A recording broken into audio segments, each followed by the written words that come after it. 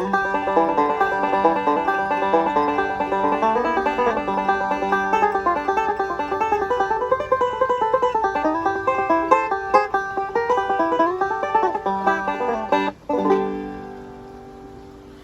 howdy there. My name is Willow Osborne, and I am a teacher on Lessonface. So today we're going to learn a little bit about inversions, or different chord forms, that we can use to spice up our background and our soloing.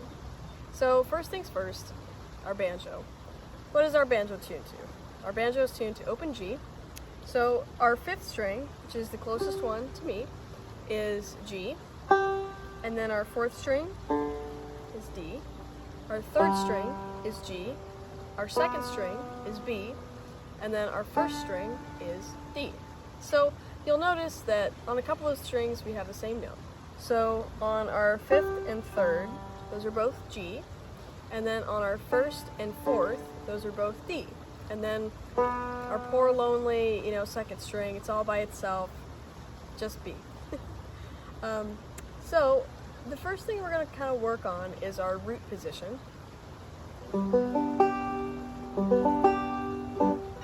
So if this is a new shape for you, what we're going to do is we're going to put our ring finger down on the fourth string, 5th fret.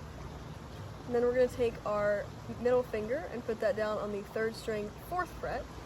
We're going to take our index finger, lay that down on the second string, 3rd fret. And then finally our pinky is going to hit that first string, 5th fret. So this is a pretty big chord. You're using all your fingers there except for your thumb. And it sounds like that. Very nice. It's a G chord. So if this is a new shape for you, or if you're just starting out learning banjo, don't worry if all the notes aren't clean yet. It's going to take a minute. Your fingers aren't used to it, so no sweat if it's a struggle at first, or if you're not getting the note clarity that you want. Don't worry, you will, I promise. One day you'll just get it, and you'll be sitting there watching TV or having a snack, and it's going to be like, oh, boom, I got it. So there's our root position. We could also call that, form 1 if we wanted to. So let's think about this a little bit. Let's name our notes, okay? So on the 4th string, we're going to have G, okay? So that's our root note. And since, what I was talking about earlier with the certain strings being doubled, our 4th and our 1st string are going to be the same thing. So our 1st and 4th in this position are both G.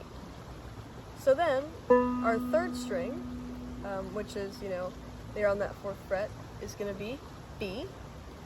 And then our 2nd string, there on the 3rd fret, is going to be D. So we have all the notes that we have in our open G, just structured a little bit differently, okay? All right, cool. So then, what we're going to do here, this is a little bit of spice I was talking about. We're going to go down here. This is a G chord as well, but the notes, once again, are just stacked a little bit differently. So we're going to go over, where our fingers are at first, once again. So our 4th string, we're going to put our ring finger there, and that's going to be on the 9th fret. And then our index finger is going to be back here in the 7th fret, 3rd string. All right. Our middle finger is going to be there on the 2nd string, 8th fret. And then our pinky is going to be on the 9th fret, 1st string. And so you'll notice, once again, since we have double notes, for our 4th and 1st, that they're going to be in the same fret, right? Cool. This is kind of funny talking to myself. So our notes are stacked like this. So our 1st and 4th are going to be B, okay? And then our 3rd is going to be D. And then our 2nd string is going to be G. Cool. All right, so now we could call that an inversion. We could call that form 2 as well. now, our last position that we're going to learn, it's the hardest one. I'm just kidding. It's just a bar chord. There you go. So, you know, bar with your index finger, and we're going to bar on the 12th fret. Now that's going to be G. So, like I said, you know, we're kind of working out of G just because that's, you know, as a banjo player, we love G. You know, we want every song to be played in G, right? Now, if you're a banjo player, you're going to get that. You're going to get that. And if you just started playing, you're going to get that very soon. So, we have G, G, G. Cool. Oh, I forgot to mention. So our notes are stacked like this. Okay, so our first and our fourth are D. Okay, our third is G. And then our second is B. So you'll notice that those notes are stacked the same as our open notes.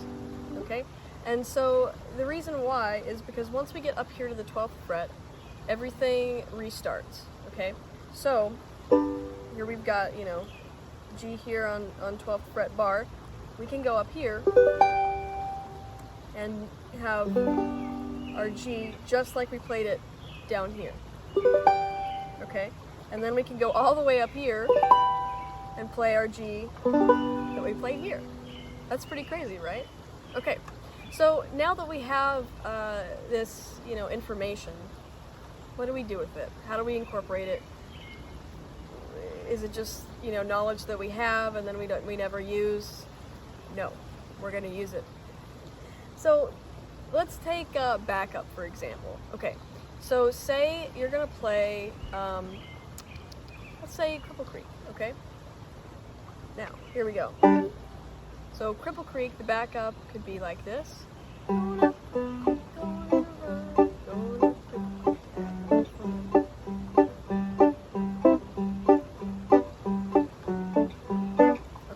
So you'll notice that now if you're a total beginner at banjo and you know you're like, whoa, what were some of those chords that you were playing? No worries, let's break it down. So really quick, you know, I went G, C, and then D because those are the chords in Cripple Creek. And so, you know, we just utilized all those forms that we learned. Okay, that wasn't my point I was trying to make, but we just utilized all those forms that we just learned. And so, all right, so here, you know, we've got G, C, D. Now, how would we spice that up with these new forms or inversions that we learned? Okay, so here we go. Let's go up here, all right? So,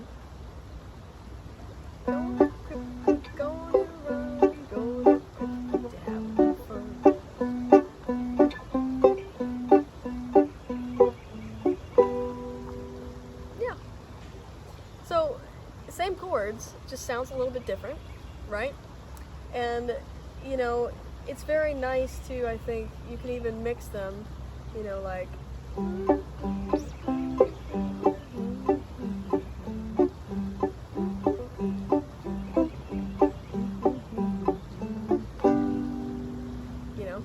So that's just a little bit of it's just a little bit different than, you know, playing it all the way, you know, down here the whole time. You know, if you're at a jam, you could sit there and you could play, you know, the first time through somebody's solos, you could play here, and then the second time somebody solos, you could go down here, and then the third time somebody solos, you could go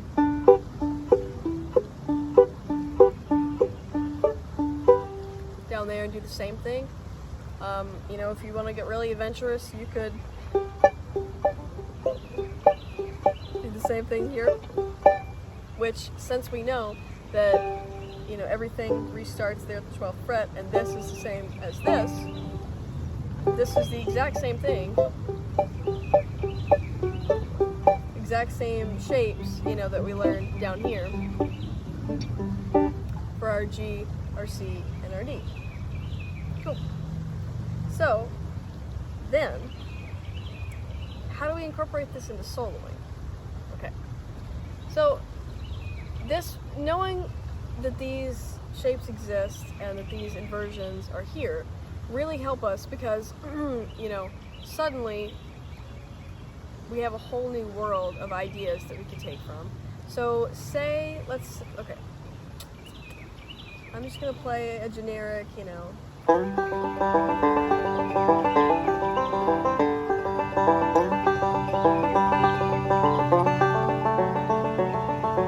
So that was just G, C, G, D, okay?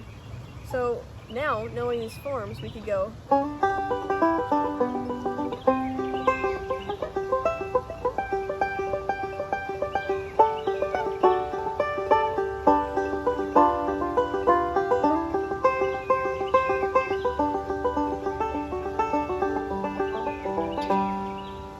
You know, and so all I did was just move those shapes around, you know, and play in between those shapes that we just learned. So, you know, sit with your banjo, ponder life, ponder these inversions, these forms, and, you know, just think about how we could incorporate those, you know, into your favorite banjo tune that you're learning right now, or just your favorite banjo tune. And let's see, there's so many things that we could cover talking about this, but that's the basic gist of it. I don't want to get this too long, so drop me a comment or book a lesson with me on Lessonface. We can talk all about these inversions and forms and how to incorporate them more specifically into, you know, your favorite tune or backup or, you know, anything you like. Well, thanks for tuning in with me. If you've stuck all the way through this, you rock, you're awesome, and thanks for hanging out with me in the banjo land. All right, bye-bye.